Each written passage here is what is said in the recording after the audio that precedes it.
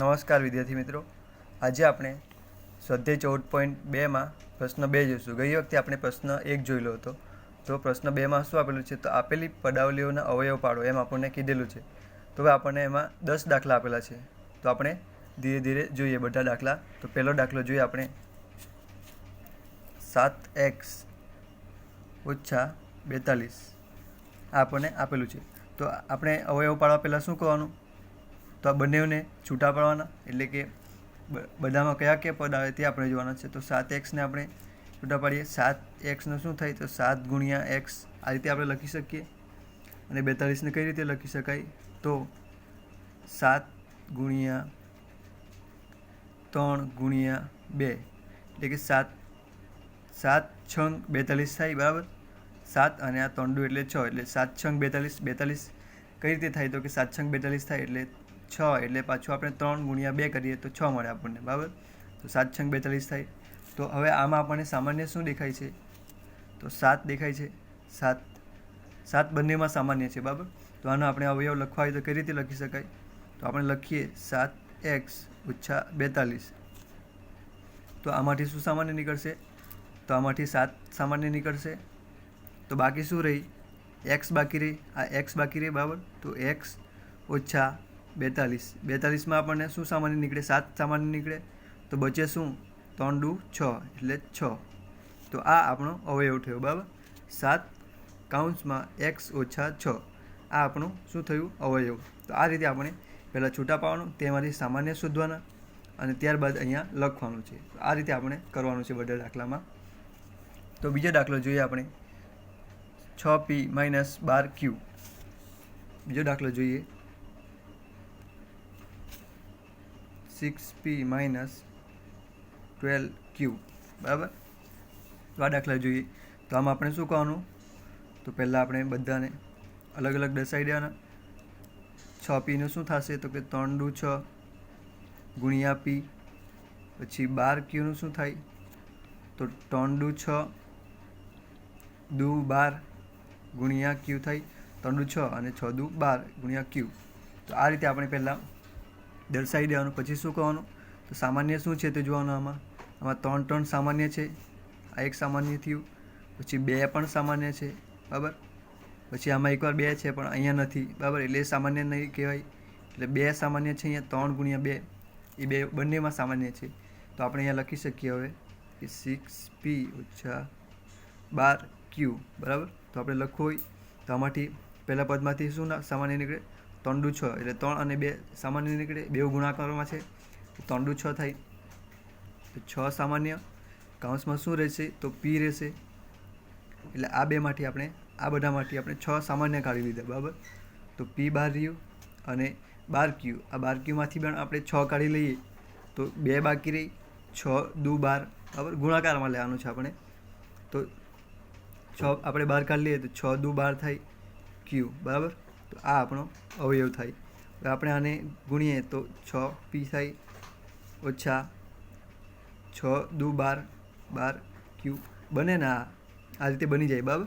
એટલે આપણે શું સામાન્ય નીકળશે આપણું? તો 6 કૌંસમાં p - 2q, બરાબર. આ રીતે આપણે સામાન્ય કરવાનું હોય છે, બરાબર. તો આપણે હવે ત્રીજો જોઈએ.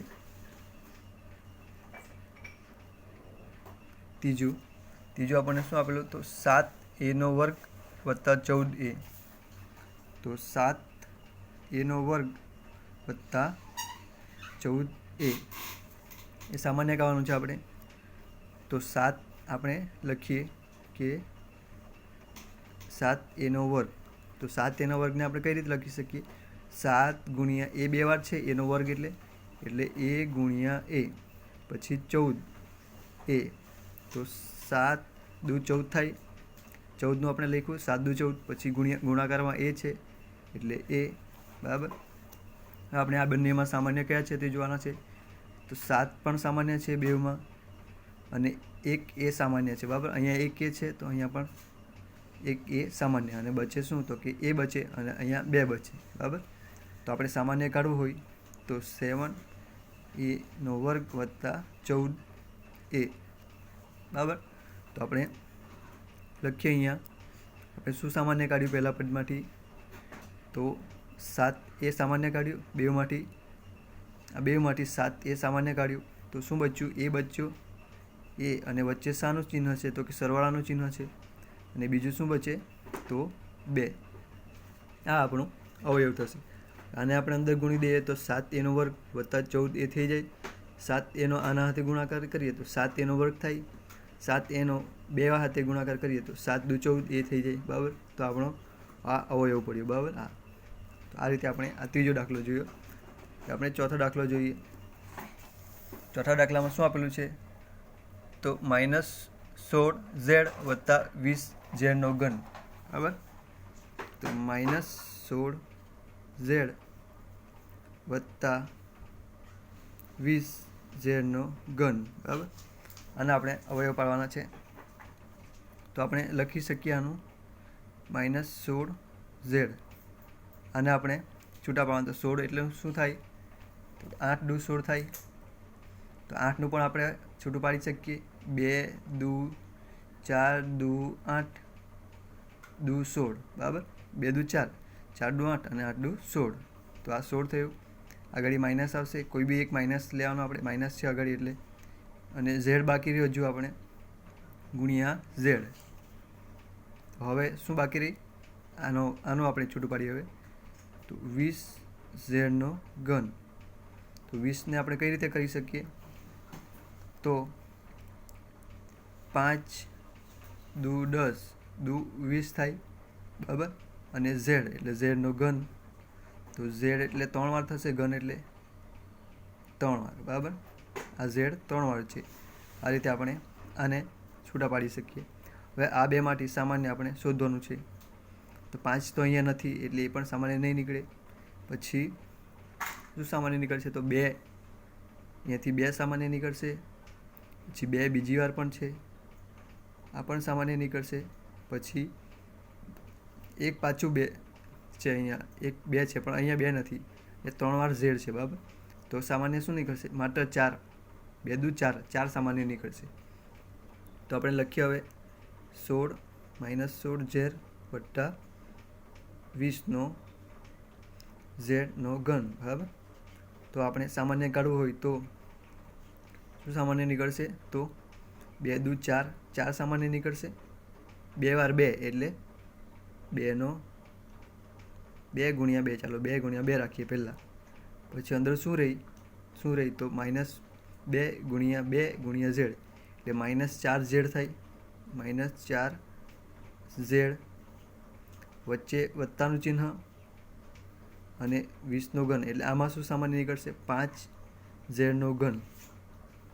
5z². બરાબર, આ આપણને મળ્યું -4z વત્તા 5z². આમાંથી પણ કંઈ પણ સામાન્ય નીકળતું છે આપણે જોઈ શકીએ. તો ઝેડ સામાન્ય નીકળી શકે, એક ઝેડ નીકળશે. અહીંયાથી ઝેડ નીકળી જશે અને 3 ઝેડ છે તેમાંથી એક નીકળી જશે. એટલે આ શું થાય? 2 દુ 4 ઝેડ સામાન્ય નીકળશે. તો અંદર શું બચશે? -4 વત્તા 5z². અહીંયાથી એક ઝેડ નીકળ્યો એટલે વર્ગ થઈ ગયો. તો આ હવે આપણે જોઈ શકીએ કે અહીંયા કંઈ પણ સામાન્ય સરખું કંઈ નીકળતું નથી. બરાબર, તો આ આપણો અવયવ થશે. તો આ આપણો ચોથો દાખલો થયો. બરાબર, હવે આપણે બીજો દાખલો જોઈએ. 5મો દાખલો જોઈએ આપણે હવે. તો આપણને શું આપેલું છે? તો 20l² વત્તા 30alm.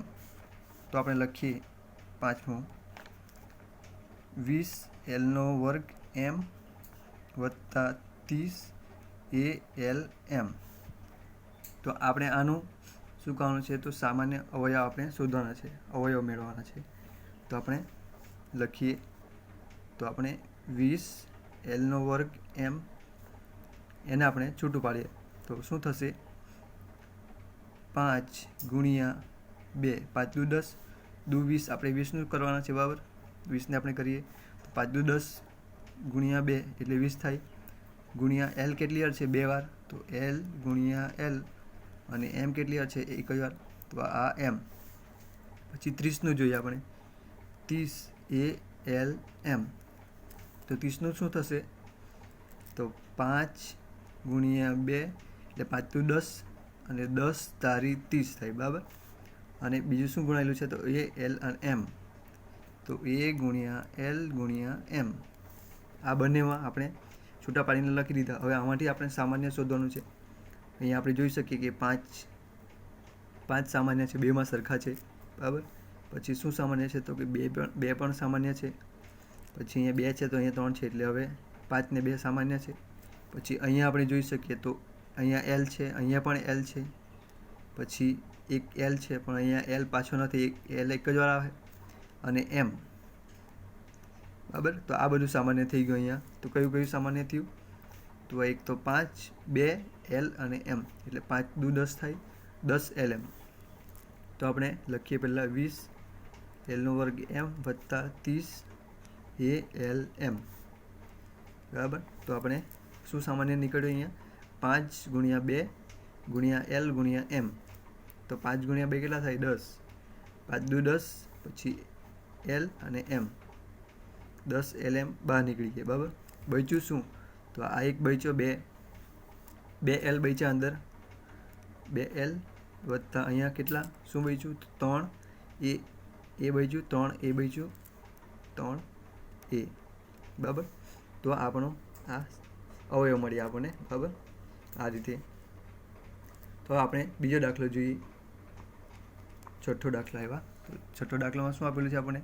5x નો વર્ગ y ઓછા 15xy નો વર્ગ.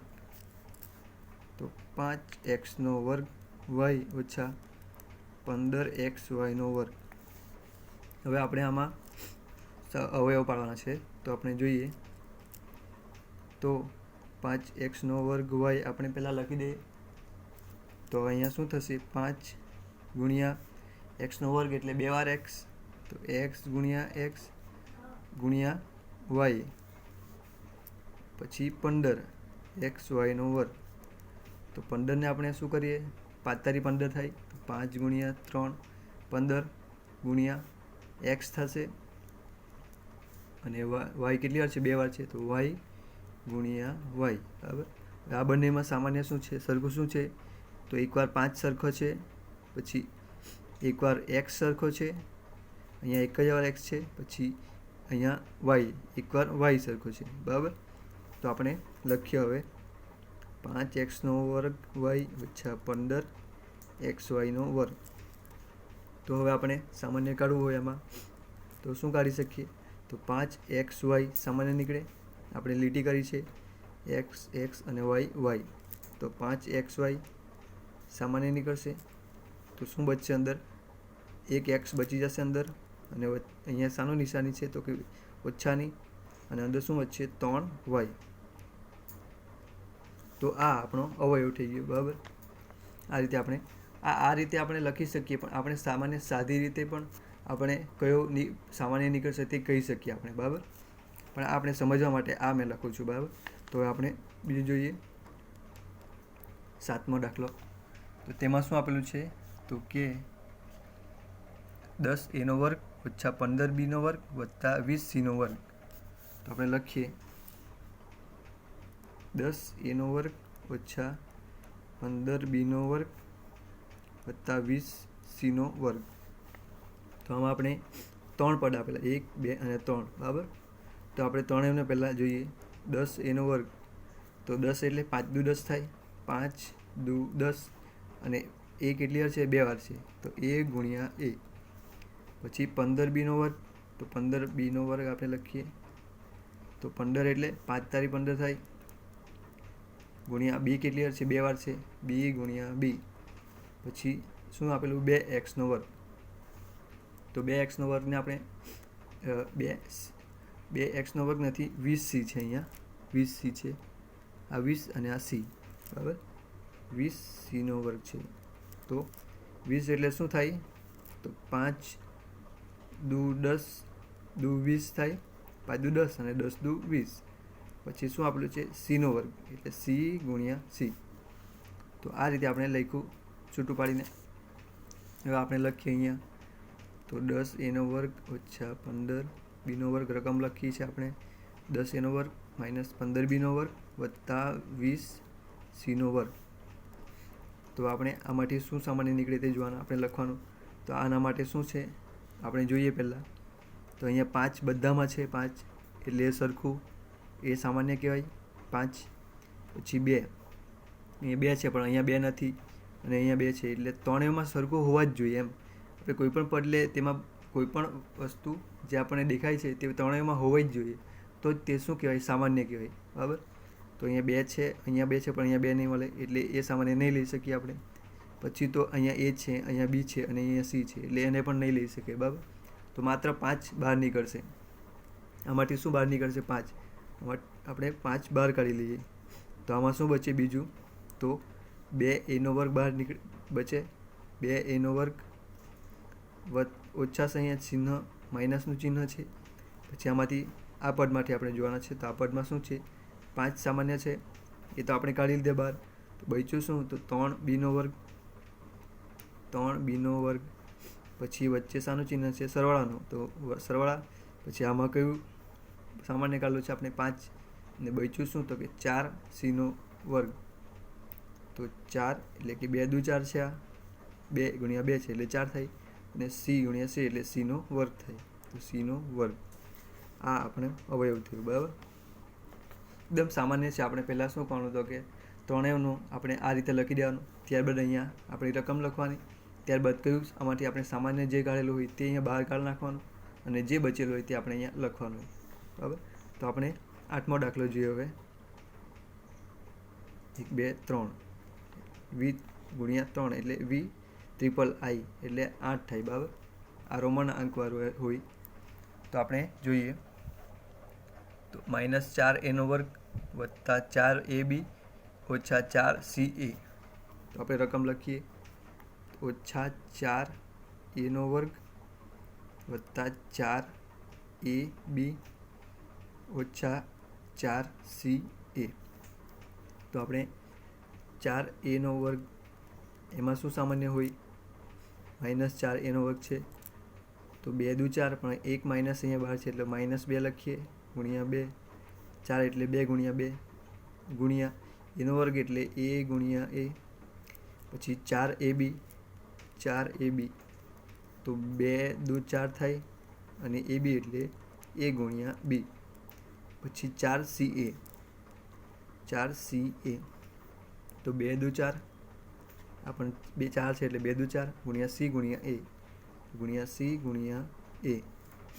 તો આમાં શું સામાન્ય નીકળશે આપણે જોઈએ તો 2 સામાન્ય નીકળે. અહીંયા પણ 2 છે, અહીંયા પણ 2 છે, અહીંયા પણ 2 છે, પાછું 2 છે, ત્રણેયમાં 2 છે. પછી એ છે તો એ અહીંયા પણ છે, અહીંયા પણ છે અને અહીંયા પણ. ત્રણેયમાં એ છે, અહીંયા ત્રણેયમાં 2 છે અને પાછું 2 છે ત્રણેયમાં. તો સામાન્ય શું નીકળશે? તો 2 દુ 4 a એટલે 4a સામાન્ય નીકળશે બધામાં. 4a. તો આપણે લખીએ પહેલાં -4a² વત્તા 4ab ઓછા 4ca. તો શું સામાન્ય નીકળશે? તો 2 દુ 4a. તો 4a સામાન્ય. અંદર શું બચે? તો શું બચ્યું આપણે? એક તો માઇનસ અંદર બચી ગયું અને a. તો -a અંદર બચ્યું. પછી અહીંયા સરવાળાનું ચિહ્ન છે તો સરવાળો. આ પદમાં શું બચ્યું? તો આપણે જોઈએ 2b આવી ગયું, 2b આવી ગયું અને ab આવી ગયું એટલે b બચ્યું. b અને ઓછા ચિહ્ન છે. પછી 4ca. તો 4ca શું બચ્યું? આમાં આ 2 પણ આવી ગયું, આ પણ આવી ગયું અને એ પણ આવી ગયું એટલે c બચ્યું ઓછા c. તો આ આપણો શું થયું? અવયવ થયો. આ રીતે આપણો 8મો દાખલો થઈ ગયો. હવે આપણે બીજા 2 દાખલા જોઈએ. તો 9મો દાખલો જોઈએ આપણે. 9મા દાખલામાં આપણને આપેલું છે કે x² yz વત્તા xy² z વત્તા xyz². તો આપણે રકમ આપેલી છે તો આપણે શું કરવાનું? પહેલાં તો આપણે આ ત્રણેયને આપણે છૂટી રીતે લખવાનું xyz. તો xyzમાં આપણે છૂટું પાડીને લખીએ તો શું થશે? x² છે, x × x થાય ગુણ્યા y × z, y × z. પછી xy² z, xy² z. તો x ગુણ્યા y² એટલે 2 વાર y તો y ગુણ્યા y ગુણ્યા z. બરાબર. પછી xyz². તો એક્સ વાય ઝેડનો ઘન, તો એક્સ ગુણ્યા વાય ગુણ્યા ઝેડ કેટલી વાર છે? 3 વાર, તો ઝેડ ગુણ્યા ઝેડ ગુણ્યા ઝેડ. તો શું થશે? તો અહીંયા એક્સ એકવાર છે ત્રણેયમાં, બરાબર, ત્રણેયમાં એક્સ સામાન્ય છે. પછી બીજું શું આવશે જોઈ શકીએ આપણે, તો વાય, અહીંયા પણ વાય છે, અહીંયા પણ વાય છે અને અહીંયા પણ વાય છે, એટલે વાય પણ સામાન્ય નીકળી શકે. પછી ઝેડ, તો ઝેડ પણ સામાન્ય છે, આમાં પણ સામાન્ય છે, આમાં પણ સામાન્ય છે, એટલે શું નીકળશે? ત્રણેયમાંથી એક્સ વાય ઝેડ ત્રણેયમાંથી બહાર નીકળી જશે, બરાબર. આપણે લખીએ એક્સનો વર્ગ વાય ઝેડ વત્તા એક્સ વાયનો વર્ગ ઝેડ વત્તા એક્સ વાય ઝેડનો ઘન. આપણે રકમ લખીએ. હવે આપણે સામાન્ય કરવાનું છે, તો સામાન્ય શું નીકળશે? એક્સ વાય અને ઝેડ ત્રણેયમાંથી જોઈ શકીએ આપણે એક્સ વાય ઝેડ સામાન્ય નીકળ્યું, આપણે કાઢ્યું અહીંયા. તો આ પદમાં શું બચે બીજું? પહેલા પદમાં તો એક્સ બચે બહાર, અંદર આ એક્સ બચ્યું, પછી સરવાળાનું ચિહ્ન, તો આમાંથી શું બચ્યું? તો વાય બચ્યો વત્તા આમાંથી શું બચ્યું? તો ઝેડ બચ્યો, બરાબર, ઝેડ. તો આ આપણો અવયવ થઈ ગયો, બરાબર.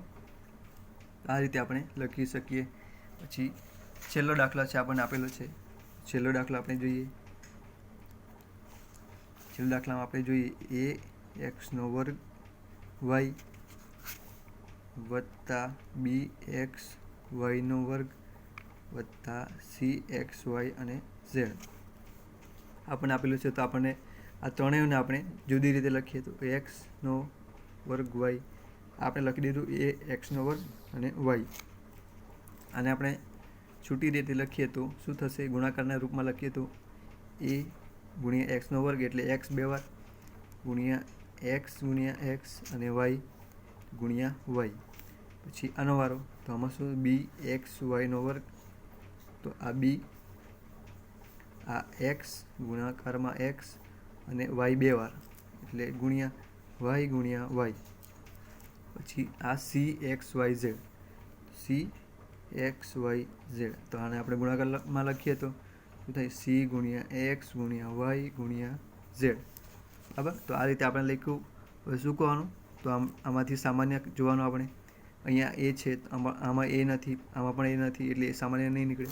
પછી આપણે જોઈએ તો એક્સ છે, અહીંયા આમાં એક્સ છે, આમાં પણ છે અને આમાં પણ છે, એટલે એક્સ સામાન્ય નીકળી શકે.